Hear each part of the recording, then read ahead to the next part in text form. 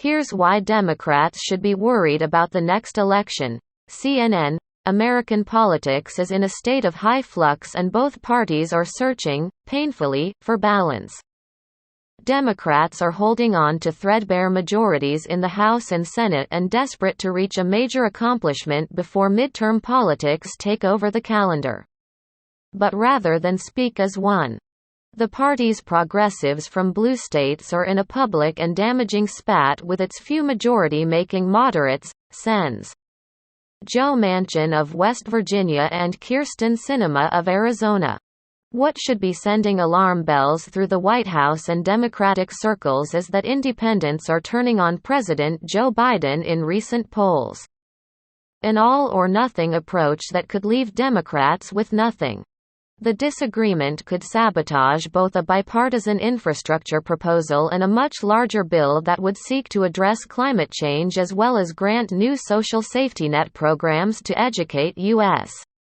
kids, provide daycare like other industrialized nations and more. Liberals in the party have organized to tie the two proposals together. The problem is they don't have enough votes for anything in the Senate without the party's moderates.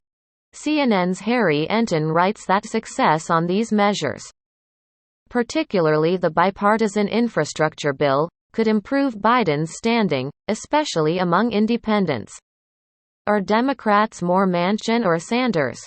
CNN's Manu Raju boils the current rift in the Democratic Party down to a feud between Manchin and Senator Bernie Sanders, the Vermont independent whose mission in life is to push the party to the left.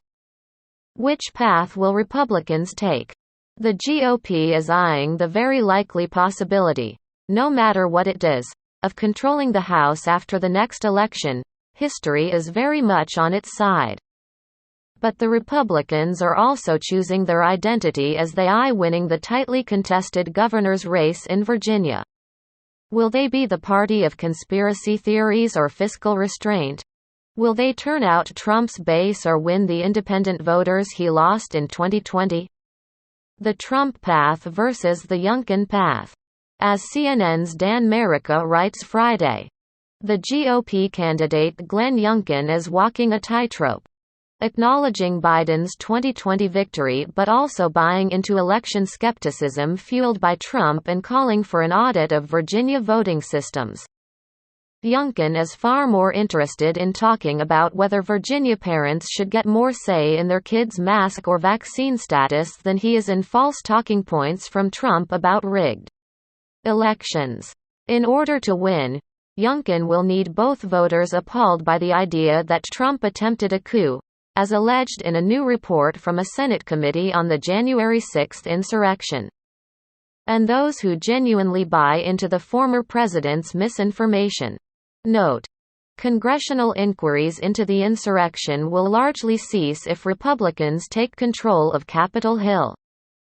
Moving past the insurrection would be bad for accountability. It would also be bad for Democrats politically. National politics especially can't just be a battle for the middle, CNN political director David Chalian said during an appearance on Inside Politics, about independent voters. Because of how polarized we are, it's a both-ends proposition. You've got to reverend up that base and you've got to try to win the middle. Electing a Republican governor in Virginia would be a huge upset for the GOP. The state went to Biden by 10 points in 2020. A Republican hasn't won a governor's race since 2009. Then again, that was the year after President Barack Obama was first elected to the White House. And it was a first indicator that Democrats were about to lose the House a year later. Independents win elections. Trump won independents in 2016, and he won the White House. He lost them in 2020. And he lost the election. Yes, Trump received fewer votes both times. But the current GOP has a systemic advantage. Republicans have routinely taken the White House with fewer votes, 2000 and 2016. Their 50 senators represent far fewer voters than Democrats' 50 senators. Related independents aren't a unified political bloc. Here's what they really think: more independents than Republicans or Democrats. In fact, as Inside Politics outlined this week, the largest chunk of Americans is in neither party. The most recent CNN polling suggests this national breakdown. 29% of Americans identify as Republicans. 35% say they are Democrats. 36%, the largest slice, say they are independent or something else. That does not mean that more than a third of the public is up for grabs, according to CNN's John King, who noted that independents lean one way or another. 51% of independents lean Republican. 46% lean toward Democrats.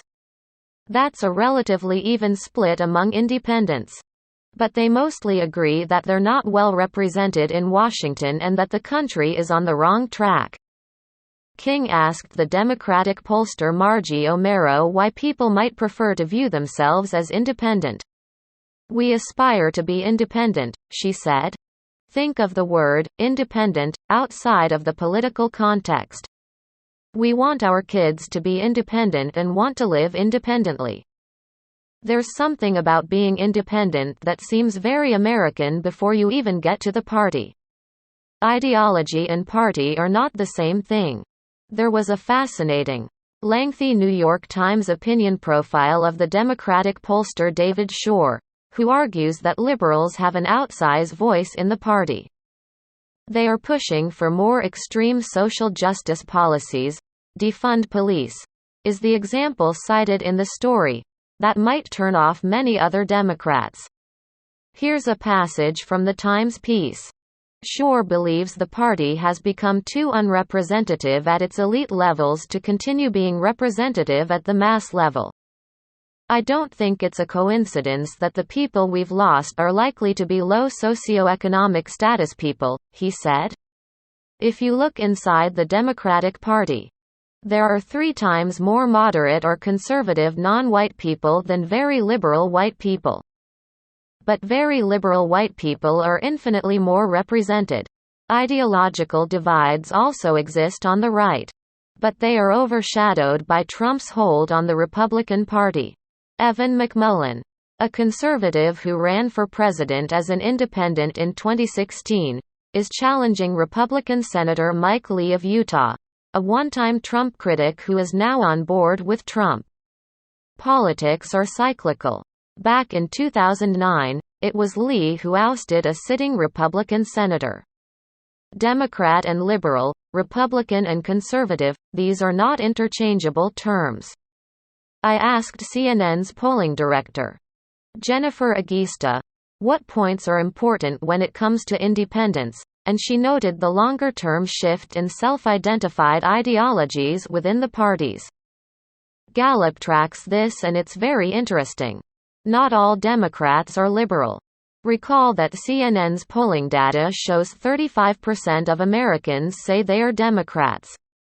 In Gallup's data on ideology, however, just 25% of Americans said they were liberal in 2020.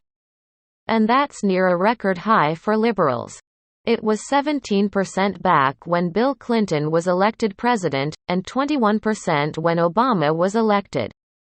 There are far more conservatives, 36%, than liberals in the U.S., the same percentage as in 1992. There are fewer moderates in the long run. It was 43% back in 1992, and it was 35% in 2020. Still, the portion of Democrats who say they're liberal has soared from 25% in 1994 to 51% today. So has the portion of Republicans who say they're conservative, from 58% in 1994 to 75% today. This helps explain why neither party is looking at a large governing majority anytime soon. In an increasingly polarized country, Democrats would need to find a way to appeal to conservatives. Republicans would need to find a way to appeal to liberals.